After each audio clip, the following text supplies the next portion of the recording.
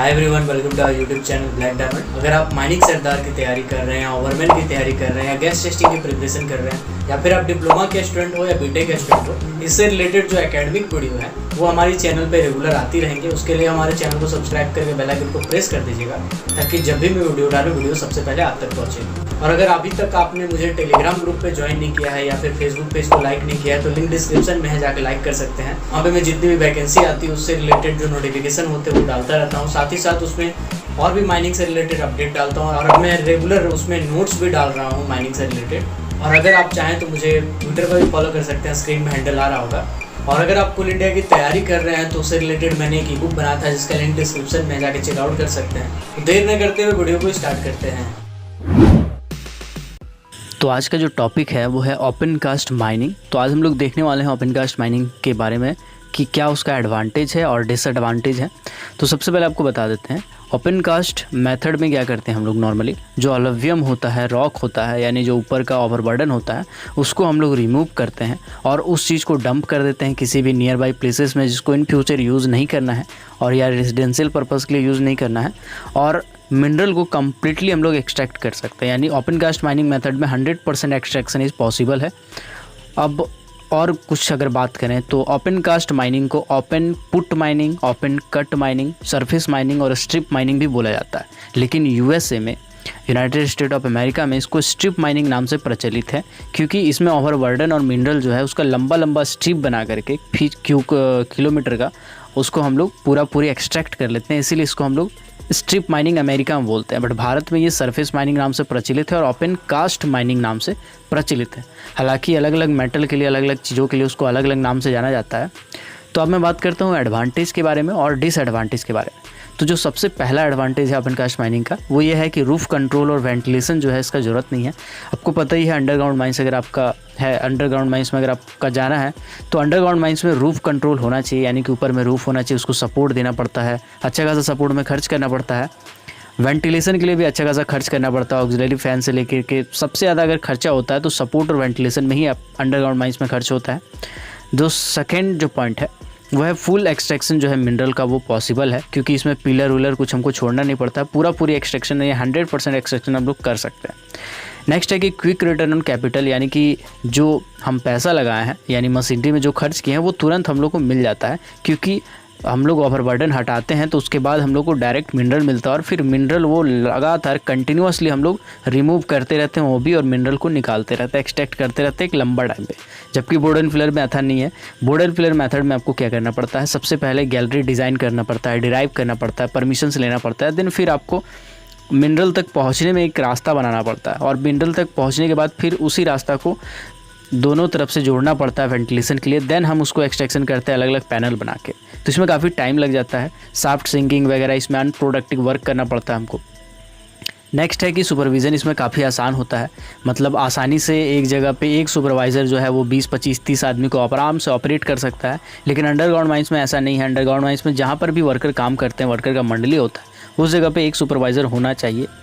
Artificial जो light है वो डार्क होने के बाद ही यूज़ किया जाता है। यहाँ पे जैसे देख रहे हैं कि चमचमा रहा होगा, तो ऐसा लाइट जो है वो रात को ही हम लोग को दिखता है, दिन में हम लोग को ज़रूरत ही नहीं पड़ता है क्योंकि सनलाइट में। जबकि अंडरग्राउंड माइंस में तो आपको अंधेरा होता है, इसलिए हर टाइम आपको लाइट पे अच्छा खासा खर्च करना पड़ता है, इलेक्ट्रिसिटी पे खर्चा करना पड़ता है।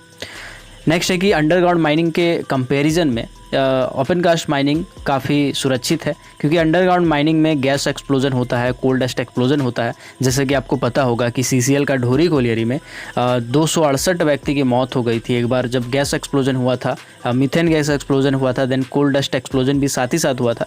तो ओपन कास्ट माइनिंग मेथड में ऐसा कोई टेंशन नहीं होता है।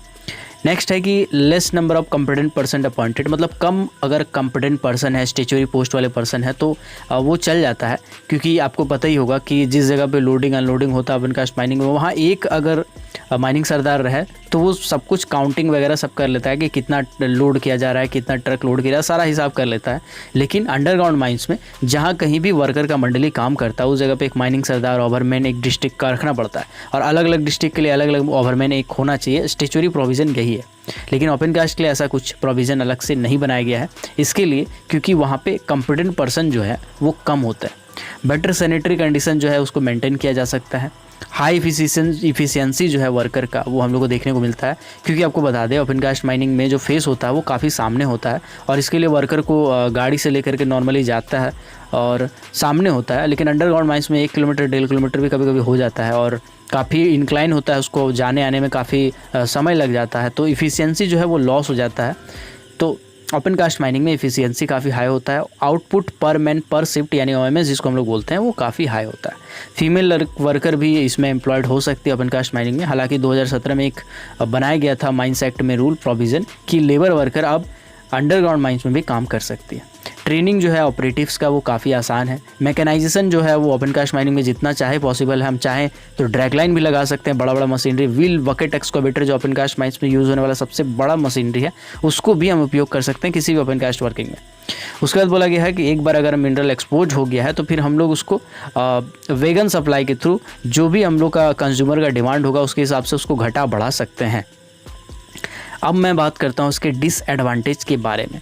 तो डिसएडवांटेज में सबसे पहला डिसएडवांटेज तो यही है कि वर्क अफेक्टेड बाय वेदर, चाहे गर्मी का दोपहर हो या फिर सर्दी वाला रात, इसमें कोई काम करना नहीं चाहता। वर्कर ये नहीं चाहते हैं कि दोपहर में उसको ब्लास्टिंग करना पड़े, धूप में रहना पड़े, तो ये सबसे बड़ा चीज़ है। पानी का व्यवस्था करना पड़ता है, अच्छा खासा खर्च करना पड़ता है। दूसरा है कि लैंड सरफेस जो है वो डिस्ट्रॉयड हो जाता है, जहाँ भी ओपन कास्ट माइंस का चलता है उस जगह पे डिस्ट्रॉय हो जाता है। आसपास में डस्ट पॉल्यूशन काफ़ी होता है। इन्वायरमेंट क्लियरेंस में काफ़ी टाइम लग जाता है तो इन्वायरमेंट क्लियरेंस जो है इन्वायरमेंटल इम्पैक्ट असेसमेंट के हिसाब से लेना पड़ता है और उसमें काफ़ी बार दिक्कत हो जाता है, जिसके चलते इन्वायरमेंट क्लियरेंस लेना काफ़ी टफ काम हो जाता है।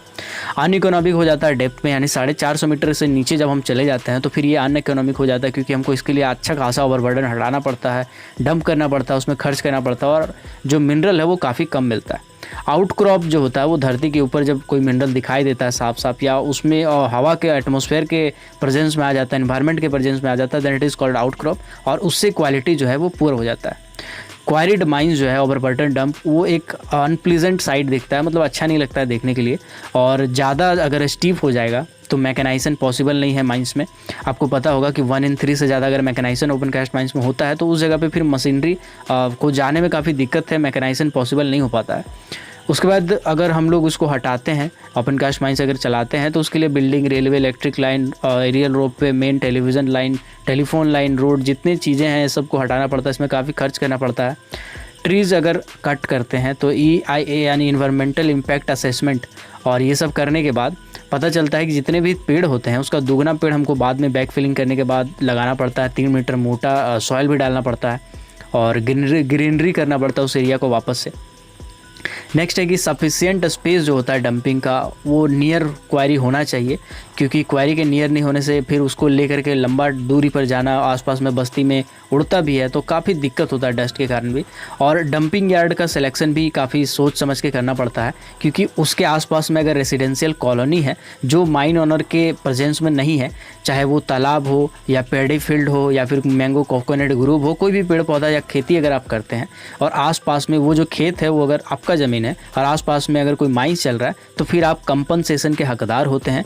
ये एक एक्ट है, रूल है, तो उसके हिसाब से काफ़ी खर्च करना पड़ता है कंपनी को अगर ओपन कास्ट माइंस में उसको तब्दील करना है। तो आई होप आपको ये वीडियो अच्छे से समझ में आ गया होगा। अगर इसमें आपको कोई भी डाउट है तो कमेंट सेक्शन में कमेंट करके कह सकते हैं। और जो भी डिप्लोमा वाले कैंडिडेट है या बीटेक के फर्स्ट ईयर के होंगे, आई होप आपके लिए ये हेल्पफुल रहा होगा। आप और कौन कौन से टॉपिक पे वीडियो चाहते हैं आप कमेंट सेक्शन में कमेंट करके ज़रूर बताइएगा मुझे।